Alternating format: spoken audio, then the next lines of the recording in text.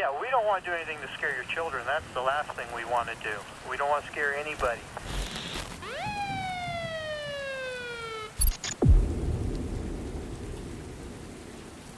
The day I reopened the Clarksville cold case was the day my life started unraveling.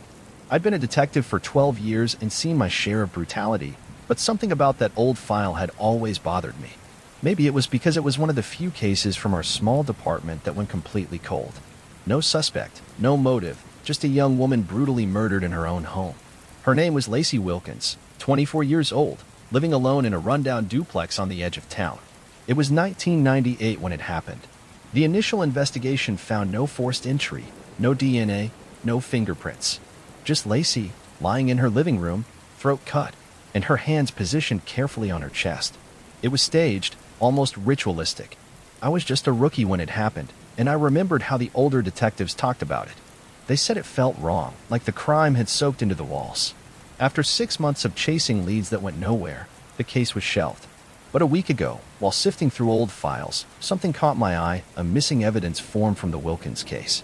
One of the original detectives had noted that a small ceramic figurine was found next to the body, but it was never logged into evidence. That detail nagged at me, like a mosquito buzzing in my ear. I decided to check out the old crime scene. The duplex had been vacant for years, windows broken, and the yard overgrown. The landlord let me in after I flashed my badge, mumbling about squatters. As soon as I stepped inside, I felt it, a heaviness, like the air itself was sick.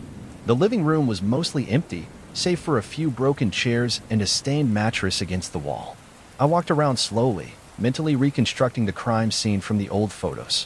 When I got to the spot where Lacey's body was found, I saw something that made my heart skip a beat, a small ceramic figurine, sitting on the floor, right where her head would have been. I knelt down, pulling on my gloves.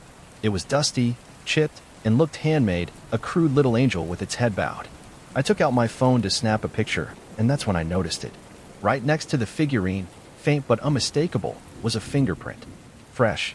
I called it in, and the techs arrived within half an hour, dusting and bagging the figurine. Back at the station, I had them run the print through the database. An hour later, the results came back. My heart pounded as I read the report. The print belonged to Lacey Wilkins. I couldn't wrap my head around it. How could a fresh print from a murder victim appear 27 years after her death? That night, as I was sifting through old case notes, my office phone rang. I answered without thinking. Detective Jenkins. A soft, muffled voice whispered, "Why did you open it again?" I froze. Who is this? Silence. Then the line went dead. I checked the caller ID, block number. Trying to shake off the unease, I kept working, but I couldn't focus. I convinced myself it was some crank caller who'd heard I was digging into the old case. 2 nights later, it happened again. This time, my cell phone buzzed at around 2 a.m. I picked it up, and the same whisper came through. "You shouldn't have looked." I felt a chill crawl up my spine. Who is this? How did you get my number? Silence. Then the faintest sound of breathing before the line cut out. I couldn't sleep after that. I kept running the timeline through my head, trying to figure out how that fingerprint got there. I pulled up Lacey's autopsy report again, scanning for any mention of hand injuries or anything that might explain it. Nothing. The next day at the station, I checked the visitor log for the abandoned duplex. Nothing. No one had been in there for months. I was starting to think I'd overlooked something when one of the techs pulled me aside. "You're not going to believe this," he said, holding a new print match report. He handed it to me, and I felt my stomach drop. Another print had been found on the ceramic angel, but this time it was mine. I hadn't touched it without gloves. "What the hell is this?" I muttered, but the tech just shrugged. "Weird, right? Thought I'd let you know." That night, my phone rang again. This time, I was ready. "Who the hell is this?" I barked. The same whisper, almost sad this time. "You shouldn't have looked. He's coming." I didn't sleep at all that night. The next morning, I decided to visit the old lead detective on the case, Frank Parsons. He'd retired years ago, but I found him at his cabin on the outskirts of town. When I told him about the calls and the new evidence, his face turned ashen. "You shouldn't have reopened it," he whispered. That case, it took something from me. Every night, after I closed it, I heard whispers. I thought it was just stress, but then the calls started. I couldn't take it. That's why I left. I asked him why he never reported it, but he just shook his head. No one would believe me. But that case, it doesn't want to be solved. When I got back to the station, my office door was slightly ajar. I hadn't left it that way. I pushed it open and stopped dead. There, on my desk, was the ceramic angel, the same one from the crime scene. I called Walker and the guys in, but when they arrived, it was gone. No one believed me, and I didn't blame them. But I knew what I saw. I checked the surveillance footage, but the cameras had glitched, just static for the last hour. That night, the calls came again, over and over.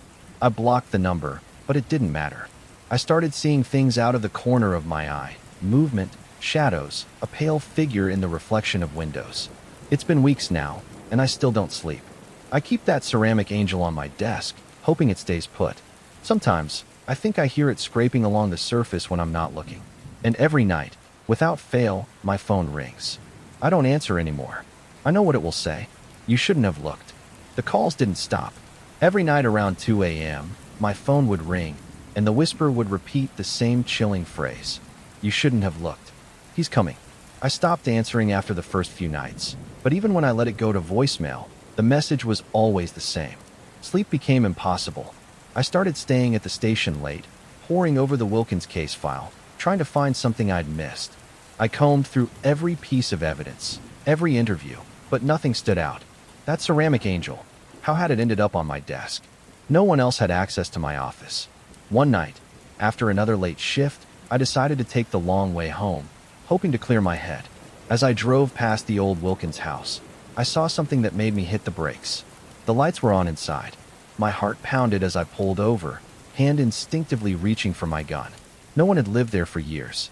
I called dispatch to report suspicious activity, then cautiously approached the door. I could hear something faint from inside, soft music, like an old radio playing a tune from decades ago. I knocked, announcing myself. Police. Is anyone inside? No answer. I tried the knob, unlocked. Pushing the door open, I was met with the smell of mildew and dust. The living room was just as abandoned as before, furniture covered in sheets. But the music continued, coming from the back of the house. I moved down the hallway, my footsteps creaking on the warped wood. The door to Lacey's old bedroom was slightly open, light spilling into the hall. I pushed it wider, and my stomach dropped. The room looked untouched, as if frozen in time. The bed was made, posters still on the walls, and on the dresser, the ceramic angel was sitting neatly, facing the door. Next to it was an old, dusty radio playing the haunting melody. I stepped closer, my pulse pounding. That's when I saw it, a fresh fingerprint on the angel's wing. My own. I hadn't touched it since it was logged at the station. I grabbed my phone, snapping a photo, when suddenly the radio cut out. Silence. Then the familiar sound of my phone ringing. I looked down, blocked number. My hands shook as I answered. You shouldn't have looked, the whisper hissed. I spun around, heart racing, but the room was empty. I left the house, locking the door behind me, and drove straight to the station. I didn't tell anyone. Who would believe me? That night, I crashed on the break room couch, too scared to go home. Around 2 a.m., I heard it, footsteps outside the station door. I sat up, straining to listen. The sound moved closer, slow and deliberate, until it stopped right outside. I stood, holding my breath, and the door handle rattled.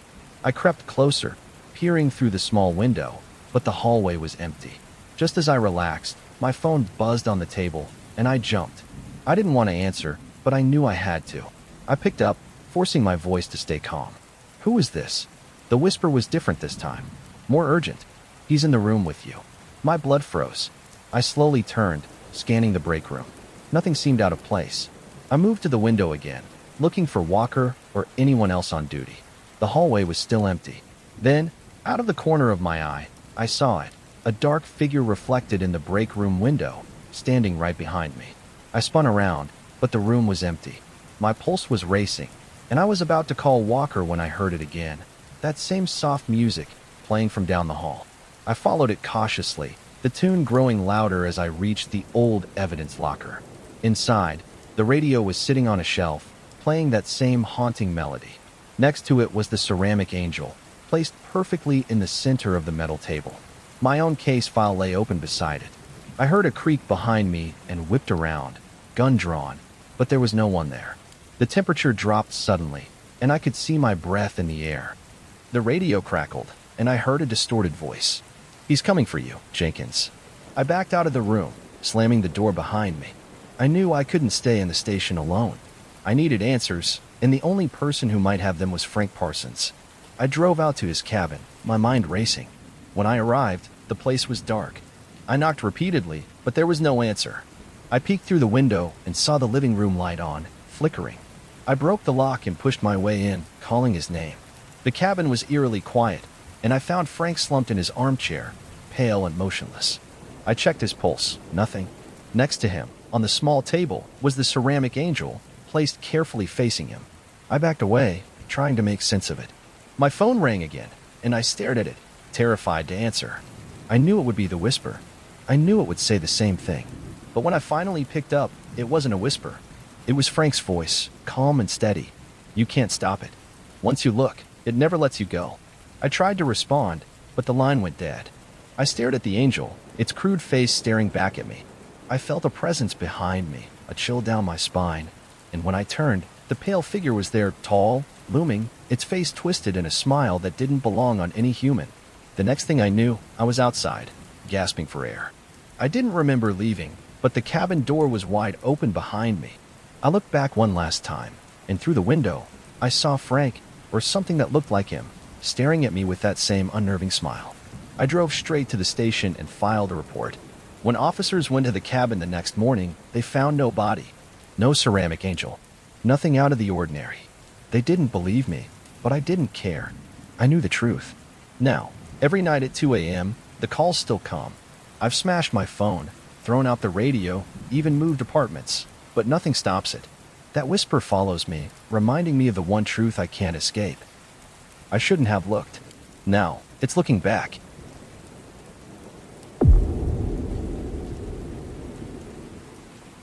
It was one of those long, quiet nights at the precinct, the kind where time seemed to stretch out and everything felt just a bit too still. I was on the late shift, going through case files when Sergeant Walker called me into the interrogation room. "Got a weird one for you, Jenkins," he muttered, rubbing his tired eyes. "Guy walked in off the street. Says he witnessed a murder. But the details aren't adding up. See what you can get out of him." I nodded and headed in. The guy was sitting hunched over the metal table, his hands trembling slightly. He looked to be in his mid-30s, unshaven, with a worn denim jacket and dirty sneakers. He didn't look dangerous, just shaken. I sat down across from him and introduced myself. He barely looked up. "You gotta help me," he whispered. I saw it. I saw him do it. I took out my notepad, keeping my tone calm. "All right, let's start with your name." "Calvin. Calvin Reed," he mumbled. "You gotta believe me, I didn't do it.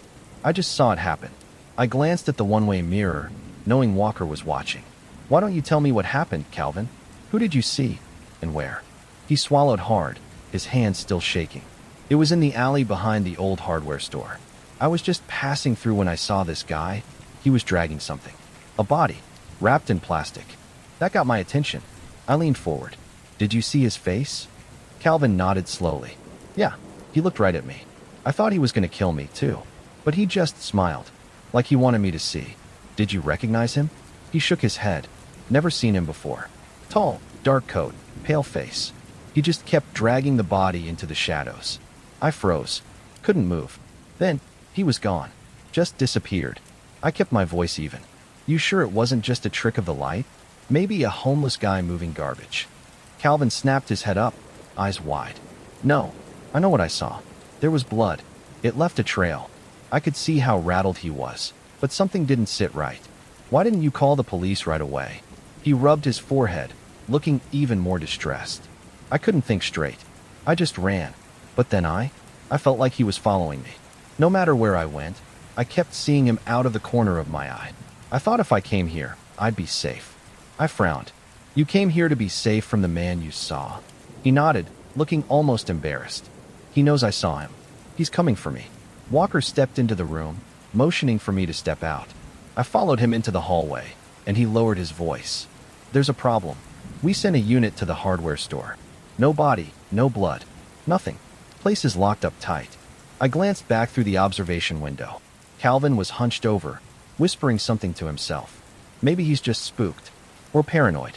Walker nodded, though he didn't look convinced. "Run his name. See if he's got a history of mental illness or vagrancy. I'll sit with him for a bit." I went to my desk and pulled up his file. Nothing major. A few petty thefts, loitering, nothing violent. No psych holds either. I was about to print it when the lights in the station flickered. A chill crept through the room, and I glanced around. A couple of the other guys looked uneasy too. When I headed back to the interrogation room, I found Walker standing outside, looking confused. "He's saying the guy is in there with him," he muttered. I peeked through the small window. Calvin was curled up in the corner, talking to the empty chair on the other side of the table, his voice low and terrified. I opened the door cautiously. "Calvin, who are you talking to?" He looked up, his eyes bloodshot and wide. "He's here, right there, watching me. He keeps telling me I'm next." My stomach tightened. "There's no one here but you and me, Calvin." He pointed to the chair, his fingers shaking. "He's right there. Can't you see him?" Walker muttered something under his breath, and I gestured for him to wait outside. I approached Calvin slowly. "Listen, we're going to get you some help, okay? Maybe you just need some rest." Calvin shook his head violently.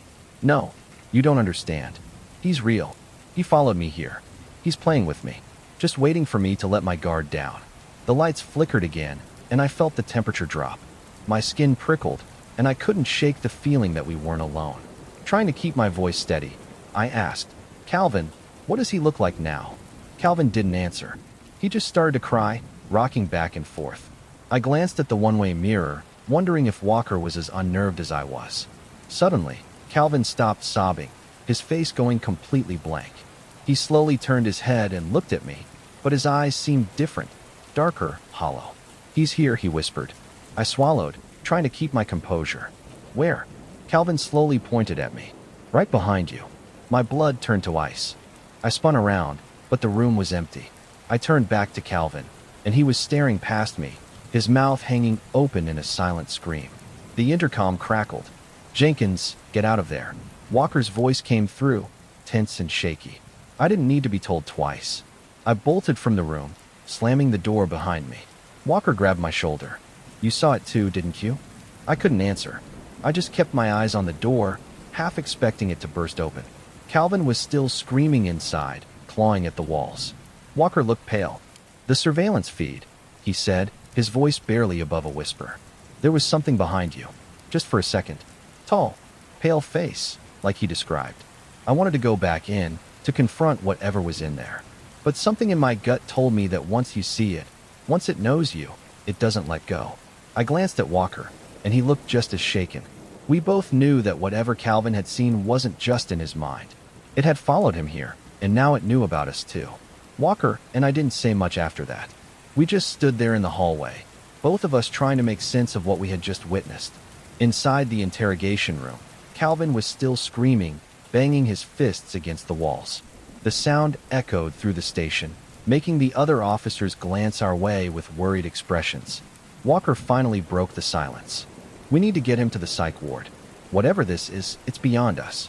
I nodded, but I couldn't shake the feeling that something was wrong. We'd both seen it, or at least something. A tall, pale figure standing just behind me.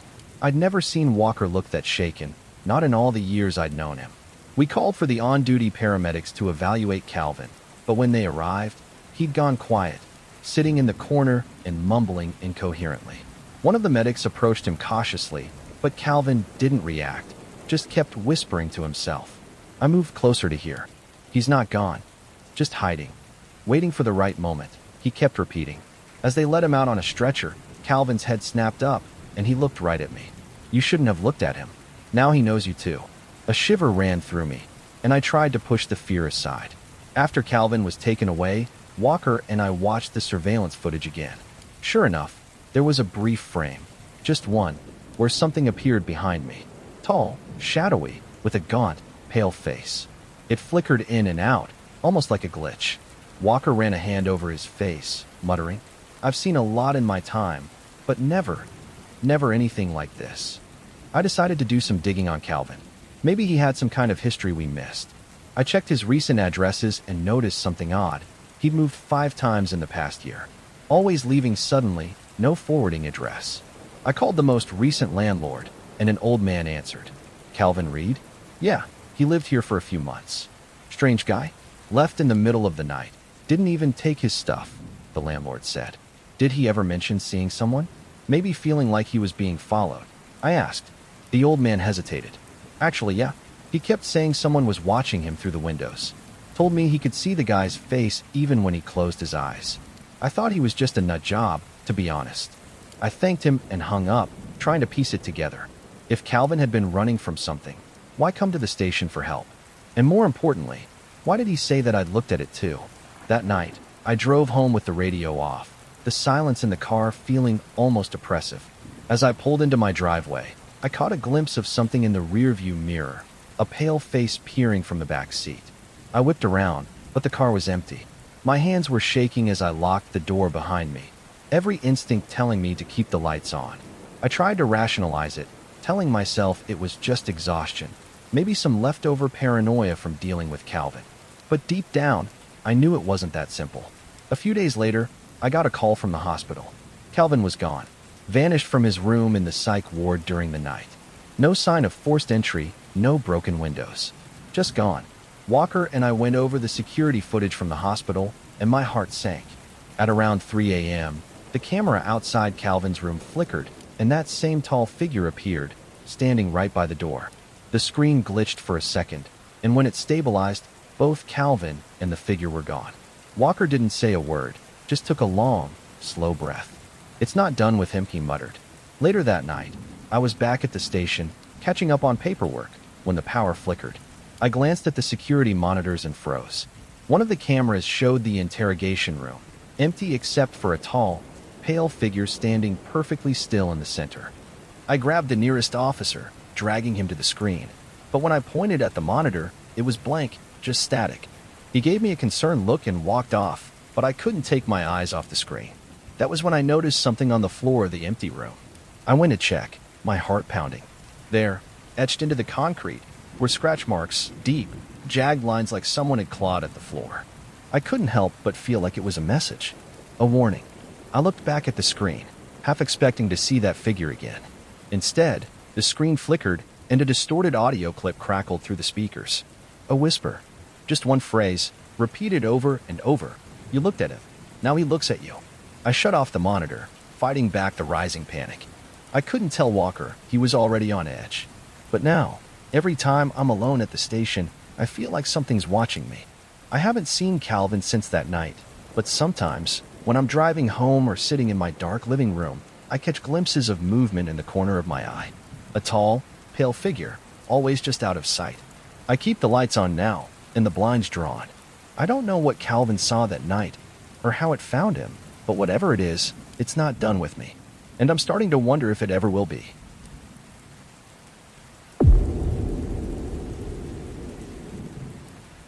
It was supposed to be a quiet night shift, one of those long stretches where the most excitement you get is breaking up teenagers partying down by the lake. My partner, Officer Ryan Mercer, and I were just wrapping up a routine patrol near the state forest when the call came in. A hiker had reported seeing a man stumbling through the woods, covered in blood. Dispatch didn't have many details, just that the guy looked injured and disoriented. We figured it was probably someone who'd gotten lost and hurt themselves, but we couldn't take chances. We drove out to the trailhead, our headlights cutting through the dense trees. The night was unusually dark, the kind of pitch black that seemed to swallow sound. As we parked and stepped out, the forest was deathly quiet, not even the usual rustling of leaves or the distant hoot of an owl. Ryan adjusted his flashlight and looked at me, his face tense. "This feels off, man. Something's not right." I nodded but didn't say anything. It was just a gut feeling, but I'd learned to trust mine over the years. We started down the path, our beams cutting through the thick underbrush. After about 15 minutes, I caught a glimpse of movement off the trail, a figure swaying between the trees. "Sir, police, stay where you are," I called out. The man didn't respond, just kept moving slowly. Ryan pushed ahead of me, his hand on his holster. As we got closer, I saw him more clearly. He was barefoot, his clothes torn, and his arms were slick with dark stains. Blood. Ryan took the lead. "Sir, are you hurt? Can you hear me?" The man stopped, slowly turning his head. His eyes looked hollow, almost vacant.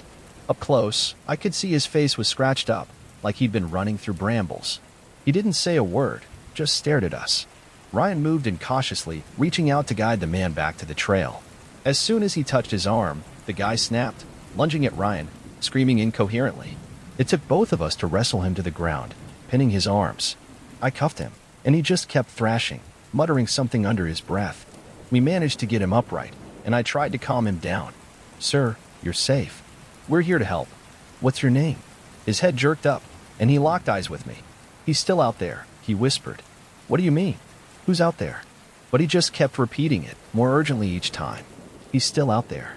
He's still out there." We guided him back to the cruiser, forcing him into the back seat. He kept looking over his shoulder, like he was expecting someone to follow. Ryan and I exchanged uneasy glances. As we were getting ready to leave, the radio crackled. It was dispatch. "Unit 4, we just received multiple calls from campers a few miles north of your location. They're reporting someone screaming for help. Are you able to check it out?" Ryan looked at me. "Think it's connected?" I glanced at the guy in the back seat. He'd gone silent, staring at his own hands. "Maybe. Let's take him back to the station first, get some answers." As we started driving, the man in the back kept muttering, "He's still out there. He's watching." We tried to press him for details, but he just clammed up, his eyes glued to the rear window. About halfway to the station, we got another call. This time, it was a frantic woman saying her friend had gone to look for firewood and never came back. Ryan turned the car around. "We can't just ignore that. What if someone's hurt?" We drove to the campsite, the cruiser bouncing over rough ground. As we pulled up, a small group of campers ran toward us, wide-eyed and shaking. "He went that way," one of them panted, pointing deeper into the woods. We heard him yelling for help, but it just stopped. We left the guy cuffed in the back, locking the doors, and took off in the direction they indicated. The woods were darker here, the canopy thicker. Ryan had his gun drawn, and I kept the flashlight trained ahead. We found the trail of blood first, droplets glistening on the leaves. Then the screaming started again, this time right behind us. We whipped around, guns raised, but the trees were still. The screams continued, coming from different directions, bouncing off the trunks like some kind of cruel joke. Ryan was sweating, muttering something under his breath. "This doesn't make sense. Where the hell is he?" We pushed forward cautiously, but then my flashlight hit something pale on the ground. It was a shirt, stained with fresh blood. I picked it up, and that's when we heard a low, rasping laugh. It was faint, almost like it was coming from the trees themselves. My heart pounded as I swept the area, but I couldn't see anyone. Then the radio squawked, "Dispatch again. Unit 4, are you still on scene? We just received another call from the campsite. The man you detained, he's not in the car." I froze, adrenaline spiking. "What do you mean?" "We cuffed him." There was silence, and then dispatch came back. One of the campers says they saw him walking back into the woods. Same guy, barefoot, bloody. They're positive it's him. Ryan and I looked at each other, dread pooling in my stomach. How had he gotten out? We hadn't been gone more than a few minutes. I turned back toward the campsite, but the forest suddenly felt suffocating, like it was closing in around us. The scream started again, closer this time, almost right behind us. We spun around, but the woods were empty. Then, as I looked back toward the car, I saw him. The same man we'd cuffed, standing at the edge of the trees, just watching. He smiled, a wide, crooked grin that didn't reach his eyes, and then, without a sound, he vanished back into the shadows. Ryan and I stood there, frozen, my flashlight still pointing to where the man had been. My brain couldn't process what I'd just seen, the same guy we'd cuffed and locked in the cruiser, now loose, smiling at us like he knew something we didn't. "Did you see that?" I whispered, but Ryan didn't answer. His eyes were locked on the spot where the man had disappeared. The radio crackled again, breaking the silence. "Unit 4, we have more reports from the campsite. People are saying they've seen a barefoot man circling the tents. Please advise." Ryan cursed under his breath. "This isn't possible. We locked him in the car." I reached for the mic, "Dispatch, we're heading back to the campsite. Stay on the line." We moved quickly, almost jogging back down the trail. The campers were huddled around their fire, eyes wide with fear. One of them, a young guy with a bleeding scratch on his face, stepped forward. "He's messing with us," the guy stammered. "One minute he's by the tents, the next he's in the trees. It's like he's everywhere." I glanced at Ryan, and he looked just as confused and shaken as I felt. We checked the cruiser first, and sure enough, the back door was wide open, handcuffs lying on the seat. I felt a chill crawl up my spine. There was no way he could have gotten out. The doors were locked, and he was secured. I walked around the car, scanning the ground. There were no footprints, no sign of movement. Just as I was about to call it in, one of the campers screamed. We spun around, and there he was, the man, standing just at the tree line, staring at us with that same eerie, crooked grin. Ryan pulled his gun and shouted, "Stay where you are. Hands where I can see them." The man didn't move, didn't even blink. I took a step closer, my heart pounding in my ears. "Sir, we need you to lie down on the ground, now." He just smiled wider, and that's when I noticed something even more disturbing. His hands were clean. No blood, no dirt, just pale and unmarked, like he'd never been in the woods at all. Before we could react, he turned and walked into the forest, his footsteps silent. I glanced at Ryan, and he nodded. We couldn't just let him go, not after everything. We followed, moving cautiously through the underbrush. The darkness seemed thicker now, our flashlights barely piercing it. After a few minutes of walking, we lost sight of him entirely. The woods were too quiet, as if every animal was holding its breath. I was about to suggest going back when we heard a rustling behind us. I turned, gun raised, but it was just one of the campers, the young guy with the scratched face. He looked terrified. He's back at the campsite. He's just standing there, not saying anything. Ryan and I exchanged a look, then bolted back through the trees. When we emerged at the clearing, the man was indeed back, standing by the campfire, swaying slightly. One of the campers, an older woman, was yelling at him to leave, but he didn't acknowledge her. I moved in carefully, gun still drawn. "Sir, we need you to come with us. We just want to help." He turned to face me, and his expression was different, not that vacant look from before. He looked confused, lost. Then he spoke, his voice soft and shaky. Where am I?" Before I could answer, another voice called out from the trees, the same voice, identical. I whipped around, and there he was again, standing at the edge of the clearing. Two of them, identical, both barefoot, both wearing the same torn clothes, but one looked terrified, the other calm and smiling. Ryan's voice shook as he spoke. "What the hell is going on?" The calm one, the one by the trees, stepped forward. "He's lying. He's not me. You need to stop him." The terrified one near the fire began to cry, shaking his head. Please, help me. He's trying to kill me." I didn't know what to do. They looked exactly the same scratches, same clothes, same voice. I glanced at Ryan, but he looked just as unsure. Then one of the campers screamed, pointing at the terrified one. His skin had started to peel away, like thin sheets of paper curling back from his face. I stepped closer, and I could see it clearly now. The skin on his hands and face was flaking off, revealing dark, raw tissue underneath. The calm one pointed. "That's not me. That thing took my face." My instincts screamed to get away, but I couldn't just leave the campers. The terrified man reached out, his skin continuing to peel and fall, and his voice grew more distorted, almost like static. Ryan took a step back. "Dan, that's not human."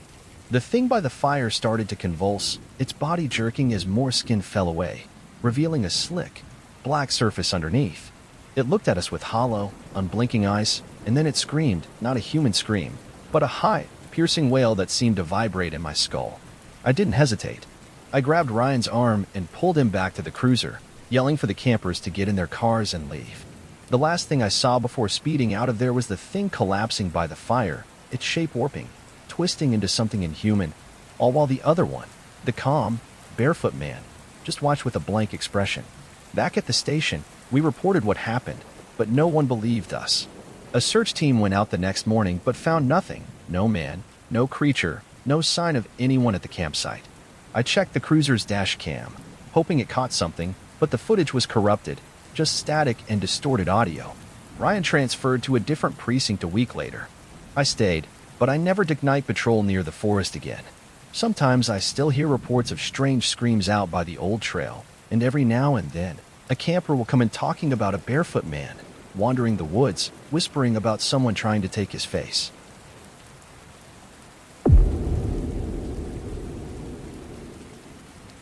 It was my first week on the job, and I was still riding the high of finally becoming a cop. Growing up in a small town like Everwood, joining the force was one of the few ways to feel like you were doing something important. I was partnered with Officer Henry, a seasoned cop who had been on the force for over 20 years. He was the type who didn't say much, but had a way of making you feel safe just by being around. That night, we were on patrol when a call came through the radio. A distress signal from Officer Brooks, one of the night shift guys, had just come in. Brooks was supposed to be covering the south side of town, but the call was traced to the old Riverside textile mill, a crumbling, abandoned building on the edge of the industrial district. Henry frowned, glancing at me. That place is supposed to be locked up. No one's been inside for years. I shrugged, trying to keep my nerves in check. Maybe he was chasing someone. We pulled up to the mill, parking just outside the rusted gates. The building loomed against the night sky, windows shattered and ivy crawling up the cracked brick walls. The place looked like a skeleton, hollow and long dead. Henry tried the radio again. "Dispatch, this is Unit 7. We're at the textile mill. No sign of Brooks." "Copy." The radio hissed back with static. Henry looked at me, his expression hardening. "Let's check it out." We made our way to the side entrance, the metal door hanging off one hinge. Henry pushed it open, and it creaked like an animal in pain. Inside, the air was stale, thick with dust and the faint scent of mildew.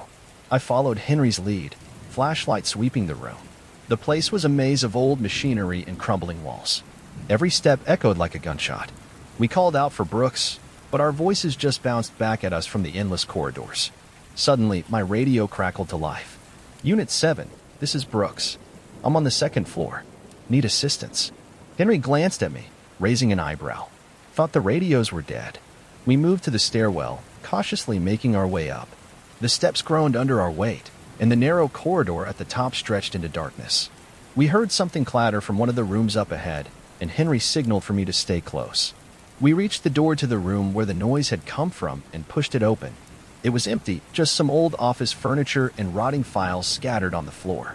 But there was something else, fresh boot prints leading to the far corner. I whispered to Henry, "Brooks?"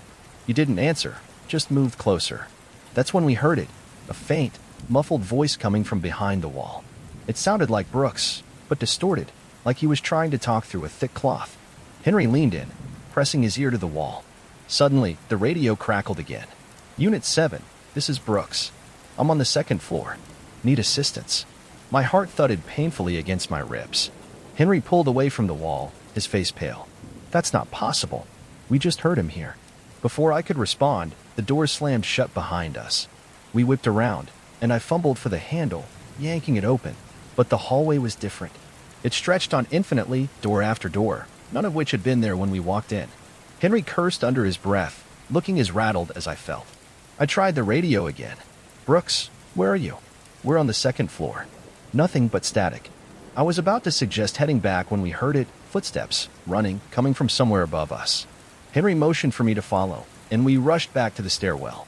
As we climbed, the footsteps seemed to move faster, as if whoever it was didn't want to be caught. When we reached the third floor landing, the lights flickered on for the first time since we'd arrived. The hallway was brightly lit, but something was wrong. The walls were pristine, freshly painted, and the air smelled faintly of cleaning chemicals. Henry looked at me, his face full of confusion. This place was a wreck. What the hell's going on? We moved cautiously, and that's when we saw him, Brooks, standing at the end of the hallway, his back to us. Henry called out, but Brooks didn't move. I took a step forward, but Henry stopped me, whispering, "Wait." Brooks turned slowly, and my stomach dropped. His face was blank, expressionless, his eyes dull and unfocused. He opened his mouth and said, "Unit 7, this is Brooks. I'm on the second floor. Need assistance." The exact same words from the radio. Then, without warning, he turned and walked through the wall, not an open doorway, but right through the solid brick. My legs went weak. Henry grabbed my shoulder, pulling me back. Before I could process what had just happened, the lights flickered off again, plunging us back into darkness. The air felt thick, suffocating. We heard it again, the muffled voice from behind the walls, but now it was all around us, overlapping whispers. Henry yanked me down the stairs, not stopping until we burst out into the night air, gasping like we'd just surfaced from drowning. We stumbled back to the car, and only then did I realize I was shaking uncontrollably. We radioed dispatch from the safety of the car, but they said there had been no calls from Brooks, not tonight, not ever. They insisted he'd taken the night off, out of town visiting family, but we both knew what we saw. We never spoke about it again. The mill was demolished a month later, but sometimes, on late-night patrols, I still hear that voice crackle through the radio. "Unit 7, this is Brooks. I'm on the second floor. Need assistance." The following nights on patrol were tense. Henry and I barely spoke about what happened at the mill, but it hung between us like a shadow. I couldn't shake the image of Brooks walking through that wall, his face blank and unnatural. I tried to convince myself it was just some kind of stress-induced hallucination, But that didn't explain the radio calls or the way the building had seemed to change around us. 3 days later, things got worse. It was late, probably around 2 in the morning, and we were parked at a quiet intersection near the train tracks, eating burgers from Mike's Diner. Henry was telling me about his son's baseball game when our radio crackled. Unit 7, this is Brooks. I'm on the second floor. Need assistance. I froze, dropping my burger, grease staining my pants. Henry didn't move, just stared at the radio like it might bite him. I reached out, hesitating, then picked up the mic. Brooks, where are you? Repeat your location. Silence. Then the same message again, identical to the first. Henry grabbed the mic from my hand and spoke sternly. Brooks, if this is some kind of joke, it's not funny. Respond. Static. Then, just before the transmission cut out, I swear I heard it, a muffled voice whispering something I couldn't make out. Henry looked at me, his jaw clenched. We decided to check in with dispatch. They confirmed that Brooks was on leave, still out of town. I could tell Henry was rattled, but he didn't let it show. We finished our patrol in silence, both of us glancing at the radio every few minutes, like we were waiting for it to speak again. The next night, I was scheduled to ride solo. I didn't like the idea, but Henry assured me it would be fine. I did my rounds cautiously, checking the quiet residential streets and looping through the industrial district one more time than necessary. Just as I was about to call it a night, the radio crackled to life. Unit 7, this is Brooks. I'm on the second floor. Need assistance. My hands gripped the steering wheel, and I felt a cold sweat prickling my neck. I hesitated, then spoke into the mic. Brooks, if you're there, respond. Where are you? The radio stayed quiet, but I couldn't shake the feeling that I was being watched. Against my better judgment, I decided to drive past the old mill, just to reassure myself it was still demolished. As I approached, my headlights caught something, a figure standing just outside the rubble. I squinted, slowing the car. It was Brooks, staring right at me, his face blank and pale. I radioed in. Dispatch, this is Unit 7. I have a visual on Officer Brooks at the old mill site. Please advise. Static. Then, Unit 7, Brooks is confirmed out of town. Are you requesting backup? I didn't respond, just kept watching as Brooks slowly raised one arm and pointed at me. I blinked, and suddenly he was gone. Just like that. I threw the car into reverse, my heart pounding, and sped back to the station. Henry was waiting when I got back, and I could tell by his expression that he knew something was wrong. I told him what I saw, and he just nodded, not even questioning it. That night, I barely slept. Every time I closed my eyes, I saw Brooks' face, that empty stare, pointing at me. 2 days later, Henry didn't show up for his shift. I called his cell, but it went straight to voicemail. Dispatch said he'd called in sick, but something didn't sit right. I drove to his place after my shift, but no one answered the door. His car was in the driveway, and the lights were on inside, but it was dead silent. The next morning, I went back, determined to check on him. This time, the door was unlocked. I stepped inside, calling out, but there was no answer. The living room looked untouched, like he hadn't been there in days. I made my way to his bedroom, dreading what I might find. The bed was made, but something was off. On the nightstand was Henry's badge, his gun, and a folded piece of paper. I picked it up, my hand shaking. It just said one thing. I'm on the second floor. Need assistance. I stumbled back, trying to process it. As I left his house, I noticed something else. His police radio was on the kitchen counter, powered on, but only static coming through. I reached out to turn it off, and just as my fingers brushed the knob, I heard it. Unit 7, this is Brooks. I'm on the second floor. Need assistance. I dropped the radio and bolted out of there, heart hammering. I reported Henry missing, but it didn't matter. No one seemed to take it seriously, just chalked it up to stress, maybe burnout. I knew better. Now, when I patrol alone, I avoid the old mill. I avoid the whole industrial area, actually. But sometimes, even when I'm miles away, I still hear it. The radio will pop and crackle, and I'll hear that same damn transmission. And sometimes, when I'm driving late at night, I'll catch a glimpse of someone standing at the side of the road, just staring. A man in a faded uniform, with an empty, haunting look on his face. I never stop. I just keep driving, pretending I didn't see. But I know he's still out there, waiting for someone to finally answer his call for help.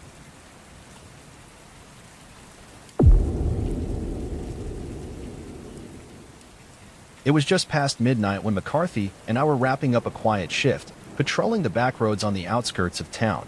We'd been partners for almost 5 years, and nights like this usually meant too much coffee and the occasional chat about McCarthy's messy divorce. The radio had been silent for hours, and I was just about to suggest heading back to the station when something caught our headlights.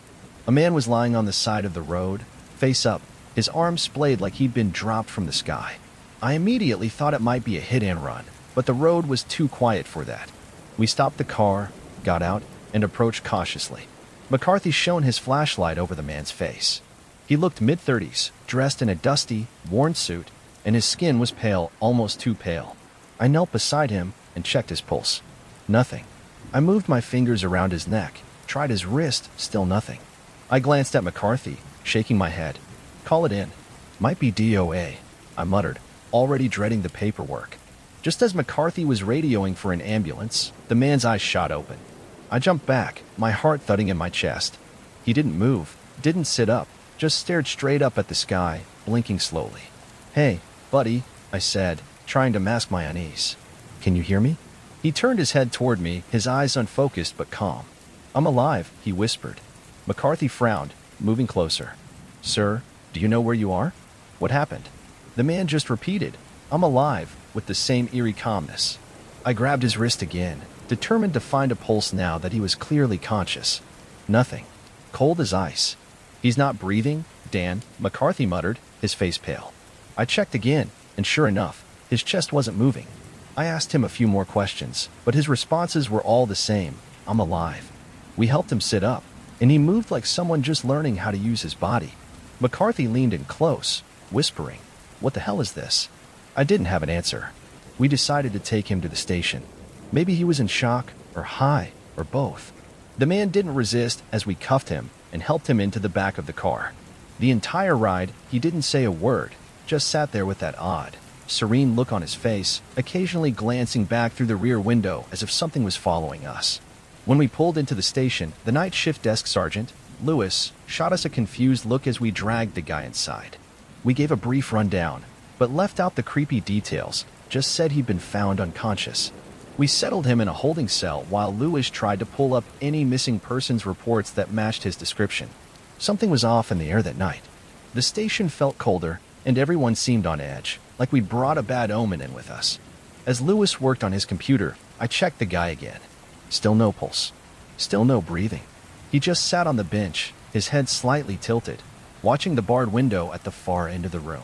Lewis finally found something, a missing persons case from 5 years ago. David Brogan died in a car accident not far from where we found him. The picture in the file was identical to the man sitting in the cell. McCarthy snorted, clearly unnerved. This some kind of joke? He muttered. I wasn't laughing. I looked back at the cell, and for the first time, I felt real fear. Brogan slowly turned his head and met my eyes through the bars. A slow, deliberate smile spread across his face. Before I could say anything, the lights flickered. A faint hum filled the room, and then we heard it, the slow, dragging sound of footsteps coming from the hallway. We turned, but no one was there. The sound grew louder, moving closer. Lewis called out, but no answer. I looked back at Brogan. His smile was wider now, almost unnatural. I swallowed hard, feeling a chill run down my spine. Something wasn't right. I could feel it in my bones. McCarthy was muttering prayers under his breath, and I couldn't blame him. Then the power went out completely, plunging the station into darkness. For a moment, everything was silent, until the dragging footsteps stopped right outside the holding cell door. The darkness in the station was absolute, like someone had thrown a heavy black sheet over the world. My flashlight flickered to life, its beam cutting through the void, but it did little to ease the suffocating atmosphere. McCarthy was beside me, breathing heavily, his knuckles white as he gripped his own flashlight. Lewis, I called out, my voice echoing unnaturally through the empty corridors. No response. The dragging footsteps had stopped, but the silence that followed was worse, heavy and waiting. I swung the beam of light toward the holding cell. Brogan hadn't moved, still sitting on the bench, hands resting limply on his knees. McCarthy swallowed hard. Dan, this isn't right. He's dead. That guy is dead. How the hell is he just sitting there? I didn't answer. I couldn't. My brain was racing, trying to rationalize what I'd seen. The footsteps. The cold. Brogan's lifeless eyes, watching us with that unnatural smile. Suddenly, we heard a faint scratching sound, like nails dragging against metal. I moved closer to the cell, shining my light through the bars. Brogan's hands were still, but his head was tilted, his eyes now fixated on something behind me. I whipped around, the light bouncing off empty walls and old posters. Nothing. McCarthy cursed under his breath, whispering something about demons and lost souls. I wasn't one to buy into superstition, but at that moment, I couldn't blame him. We needed answers.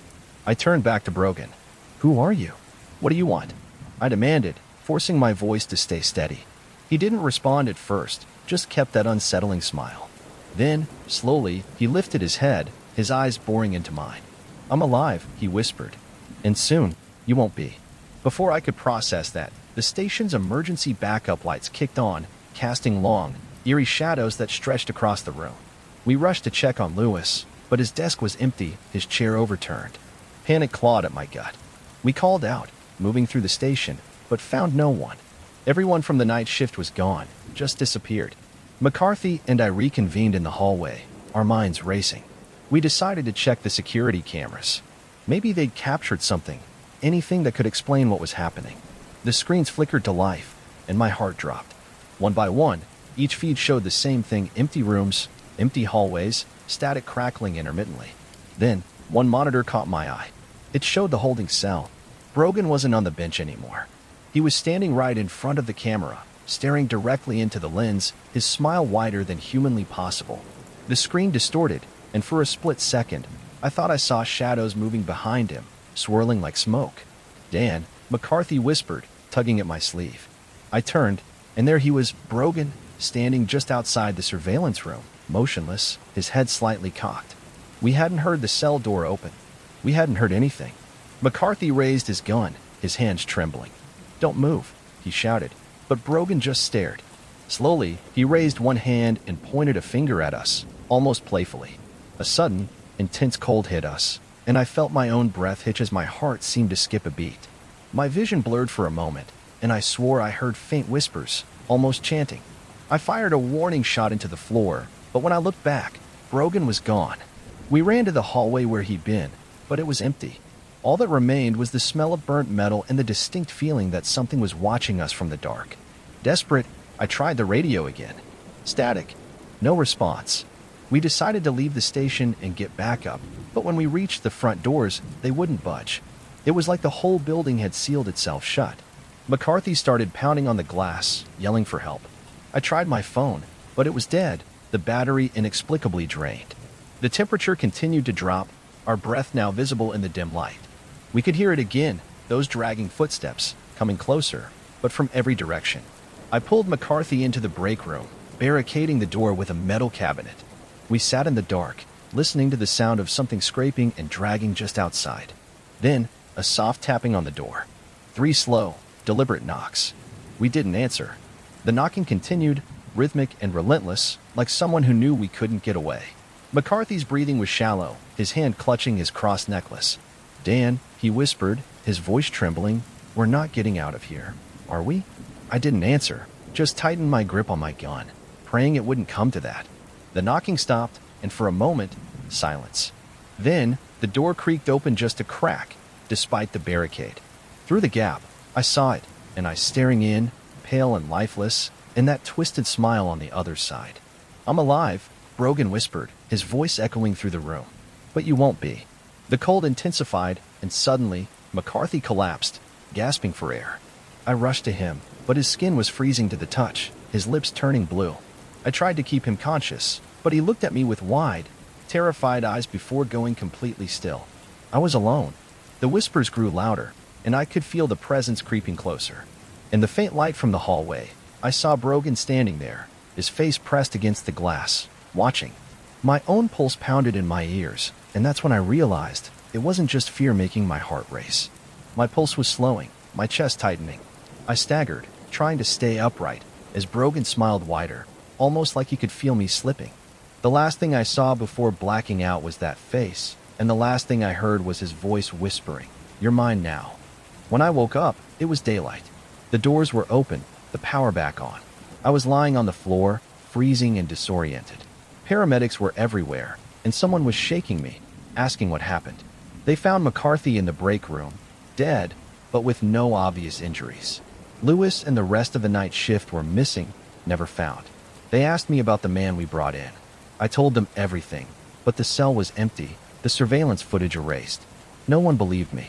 They said McCarthy died of a heart attack, and the rest was just shock. But I know the truth. Rogan's still out there, somewhere, waiting for the next person unlucky enough to cross his path. And sometimes, late at night, I still hear those dragging footsteps and that whispered phrase, chilling me to my core. I'm alive.